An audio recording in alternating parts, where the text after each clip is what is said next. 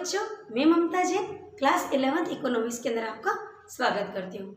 बच्चों, last video के अंदर अपन ने अपना 4th चैप्टर निर्धनता स्टार्ट कर दिया था और उसमें अपन ने देख लिया था कि निर्धनता क्या होती है, अर्थात गरीबी का क्या अर्थ है।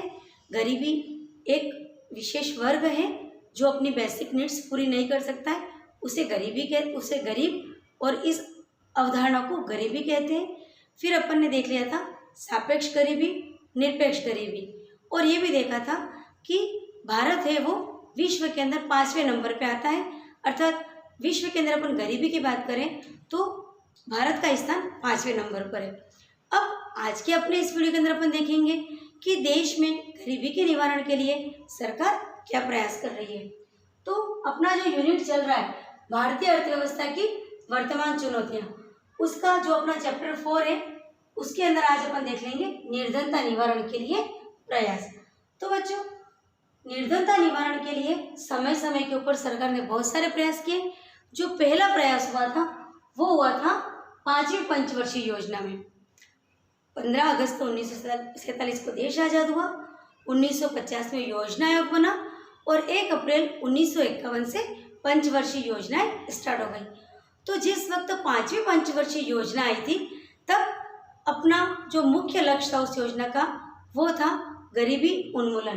तो पहला प्रयास किया था 5वीं पंचवर्षीय योजना में और इसका लक्ष्य था निर्धनता उन्मूलन। और फिर 6ठी पंचवर्षीय योजना के अंदर स्वरोजगार कार्यक्रम स्टार्ट किया था। अब 6ठी पंचवर्षीय योजना में स्वरोजगार कार्यक्रम स्टार्ट करने का जो मुख्य उद्देश्य ये था ताकि गरीबी को बढ़ने से रोका जा सके। 5वीं योजना के अंदर तो हमने गरीबी निवारण के लिए जो लक्ष्य रखा था, लेकिन 6ठी पंचवर्षीय योजना में गरीबी और आगे ना बढ़े उसको रोकने के लिए हमने स्वरोजगार कार्यक्रम लक्ष्य रखा। क्यों? क्योंकि यदि लोगों को रोजगार मिलेगा, यदि लोग रोजगार में लग जाएंगे तो अपने आप उनके पास पैसा आ जाएगा और जब पैसा आएगा तो गरीबी दूर हो जाएगी। तो इस प्रकार पहला प्रयास 5वीं पंचवर्षीय योजना में किया गया और इसका लक्ष्य था निर्धनता उन्मूलन। और 6ठी योजना में स्वरोजगार का लक्ष्य रखा गया। इसी क्रम के अंदर जो NSSO National Sample Survey Organisation बनाई गई और नेशनल सैंपल सर्वे ऑर्गेनाइजेशन का प्रमुख कार्य था आंकड़े एकत्रित करना।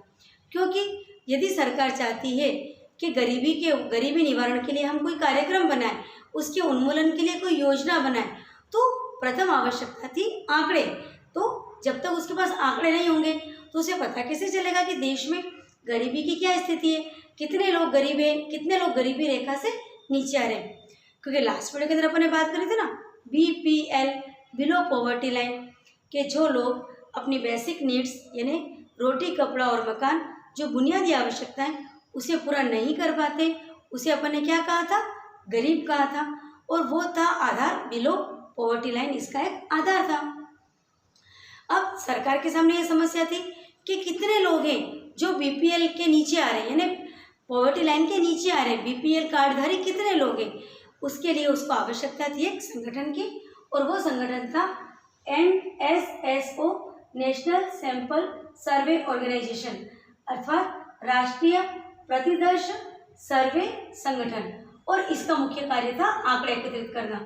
लेकिन बच्चों 1980 के अंदर NSSO का नाम बदल करके NSO हो गया, नेशनल सैंपल सर्वे ऑफिस, और फिर इसका नाम 2019 के अंदर बदल करके NSO कर दिया।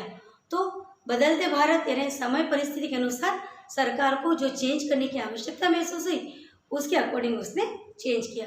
तो हम ये बात जान लें कि सरकार ने गरीबी उन्मूलन के लिए प्रयास प्रारंभ कर दिए थे और उसके लिए उसको आंकड़ों की आवश्यकता थी और उसके लिए बन गया था NSSO।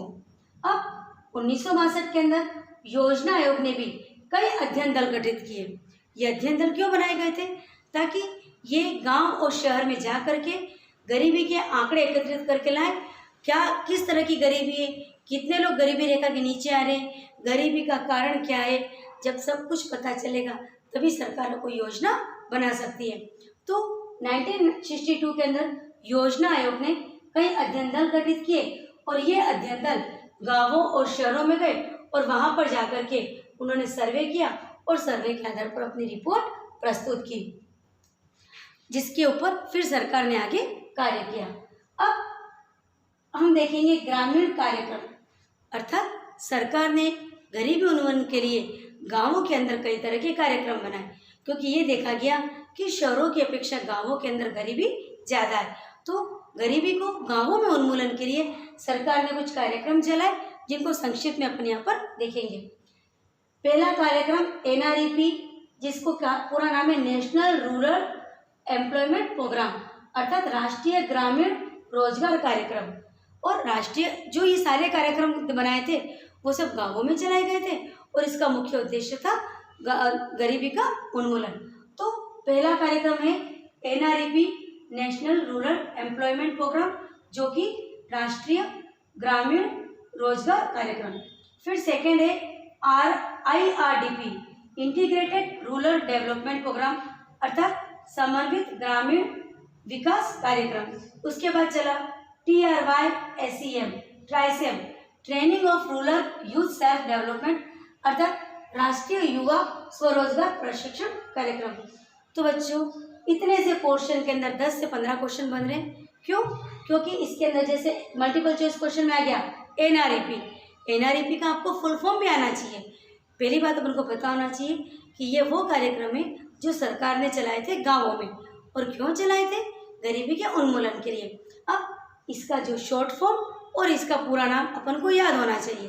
तो NREP, National Rural Employment Programme, IRDP, integrated rural development Programme, TRYSEM, training of rural youth self development, अर्थात राष्ट्रीय युवा स्वरोजगार प्रशिक्षण कार्यक्रम। इसके बाद DYCRA, department of women and children rural area, ग्रामीण इलाकों में रहने वाली महिलाओं और बच्चों के विकास के लिए DYCRA कार्यक्रम चलाया गया। इसी क्रम के अंदर जो हमारी प्रथम प्रधानमंत्री श्रीमती इंदिरा गांधी ने भी सन 1970 के अंदर गरीबी भगाओ या गरीबी हटाओ देश बचाओ का नारा भी दिया था। अर्थात 1970 के अंदर प्रथम प्रधानमंत्री श्रीमती इंदिरा गांधी ने भी गरीबी उन्मूलन के लिए कार्यक्रम चलाए थे, गरीबी उन्मूलन की दिशा में अपने कदम बढ़ाए थे, और उन्होंने नारा दिया था गरीबी हटाओ देश बचाओ। इसके बाद देश में प्रतिवर्ष 17 अक्टूबर को गरीबी निवारण दिवस भी मनाया जाता है, और गरीबी निवारण दिवस का मनाने का उद्देश्य भी यही है ताकि लोग इसके प्रति जागरूक हों और इस बात को समझें कि देश में यदि गरीबी हटेगी तभी देश का अच्छे से विकास हो सकेगा। भारत में गरीबी का मूल्यांकन निरपेक्ष अवधारणा अर्थात वास्तविक अवधारणा के आधार पर किया जाता है। ये बात अपन लास्ट वीडियो के अंदर भी देख चुके हैं कि देश में गरीबी का जो आकलन है वो निरपेक्ष अवधारणा अर्थात जो लोग वास्तव में गरीब हैं उस आधार पर किया जाता है, और इसके मूल्यांकन का जो आधार है वो पर कैपिटल इनकम प्रति व्यक्ति आय को भी आधार माना जाता है, और इसी प्रकार जीवन निर्वाह लागत को भी इसका आधार माना है। आगे मैं इसके बारे में और आपको विस्तृत बताऊंगी किस प्रकार पर कैपिटल इनकम और जीवन निर्वाह लागत को आधार मानकर गरीबी का मूल्यांकन किया जाता है या गरीबी का आकलन किया जाता है। जिस प्रकार भारत की तर्ज पर ही UNO, यूनाइटेड नेशनल ऑर्गेनाइजेशन, जो विश्व की एक बहुत बड़ी संस्था है, उसने भी गरीबी की निरपेक्ष अवधारणा को स्वीकारा। गरीबी के अंदर दो अवधारणा मैंने आपको बताई थी, निरपेक्ष अवधारणा और सापेक्ष अवधारणा। सापेक्ष अवधारणा तो एक मनस्थिति है कि हम इससे गरीब हैं, हम उससे गरीब हैं, उसके पास कार है, हमारे पास बाइक है, तो हम उसकी अपेक्षा गरीब हैं। तो ये वास्तविक गरीबी नहीं है। वास्तविक गरीबी निरपेक्ष गरीबी होती है, जिसमें जब किसी व्यक्ति को, जब किसी वर्ग को भौतिक आवश्यकता उसकी पूरी ना हो, यानी भौतिक आवश्यकता के अंदर मैंने गलत वर्ड बोल दिया, भौतिक नहीं, आधारभूत आवश्यकता अर्थात मूलभूत आवश्यकता, जिसको अपन कहते हैं बुनियादी आवश्यकता, बेसिक नीड्स, रोटी कपड़ा मकान, यदि उसको नहीं मिलता है तो हम उसको गरीब मानेंगे। तो यूनाइटेड नेशनल ऑर्गेनाइजेशन UNO ने भी निरपेक्ष अवधारणा को स्वीकारा, और उसके जो महासचिव बाइडोर थे उन्होंने भी जो गरीबी की निरपेक्ष अवधारणा है उसको ही अपनी जो गरीबी का आकलन है उसके साथ जोड़ दिया।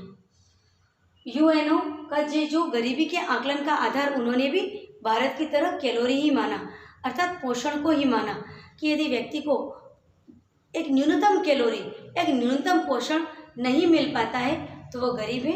अब हमारे इंडिया ने तो क्या किया था, गांवों के लिए प्रति व्यक्ति प्रतिदिन 2400 कैलोरी और शहरों में प्रति व्यक्ति प्रतिदिन 2100 कैलोरी निर्धारित किया था।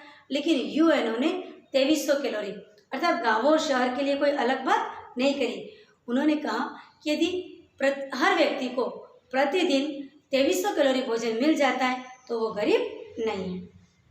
अब UNDP United National Development Programme जो कि विश्व का सबसे बड़ा संगठन है, उसने ह्यूमन पॉवर्टी इंडेक्स बनाई, मानव गरीबी सूचकांक। और मानव गरीबी सूचकांक अर्थात HPI ह्यूमन पॉवर्टी इंडेक्स, इसका कार्य यह था, इस इंडेक्स के द्वारा विश्व के सभी देशों में गरीबी की तुलना हो सकती थी, या ये कहो दूसरे शब्दों में कि कौन सा देश गरीबी के अंदर कौन से रैंक पर है, ये धारणा ये जानने के लिए ह्यूमन पॉवर्टी इंडेक्स बनाया गया। और ये कार्य किया गया था UNDP United National Development Programme के द्वारा, जो कि विश्व का सबसे बड़ा संगठन है। 1999 में इसके द्वारा विश्व के विभिन्न देशों में गरीबी के अंदर क्या स्थान है, रैंक का निर्धारण किया गया। अर्थात UNDP ने अपना कार्य प्रारंभ किया था 1999 के अंदर। उसने ये जो सूचकांक बनाया था, मानव गरीबी सूचकांक ह्यूमन पॉवर्टी इंडेक्स, इसके द्वारा पता चला कि किस देश की कौन सी रैंक है। अब आगे देखते हैं कि UNDP का नाम 2010 में MPI रख दिया गया था, मल्टी डायमेंशनल पॉवर्टी इंडेक्स। तो मैंने आपको बता ही दिया है कि समय समय पर जो सरकार के कार्यक्रम होते हैं उसमें परिस्थिति के अनुसार चेंज किया जाता है। अब बच्चों आगे अपन बात करते हैं कि भारत में गरीबी उन्मूलन के लिए क्या क्या समितियां बनाई गई। तो 3 समितियों की बात करेंगे। नंबर 1 लकड़वाला समिति, दूसरी सुरेश तेंदुलकर समिति और तीसरी है रंगराजन समिति। लकड़वाला समिति, सुरेश तेंदुलकर समिति और रंगराजन समिति, ये 3 समितियां थी जिन्होंने गरीबी उन्मूलन के लिए जो क्या कार्यक्रम चलाने, क्या योजनाएं बनाई जानी, इसके ऊपर कार्य किया था। अब इन तीनों समितियों के क्या कार्य थे, किस तरह से उन्होंने कार्य किया, ये सब कुछ अपन देखेंगे अपनी अगले वीडियो में। तो आज की वीडियो के अंदर अपन ने देख लिया कि निर्धनता निवारण के लिए सरकार ने गांवों के अंदर कौन कौन सी योजनाएं बनाई। तो आपको इन योजनाओं के नाम आप पता होने चाहिए, इनका शॉर्ट फॉर्म पता होना चाहिए और इनका फुल नेम भी पता होना चाहिए। तो आज की वीडियो में बच्चों इतना ही काफ़ी है। अगली वीडियो के अंदर अपन फिर से मिलेंगे, तब तक के लिए थैंक यू।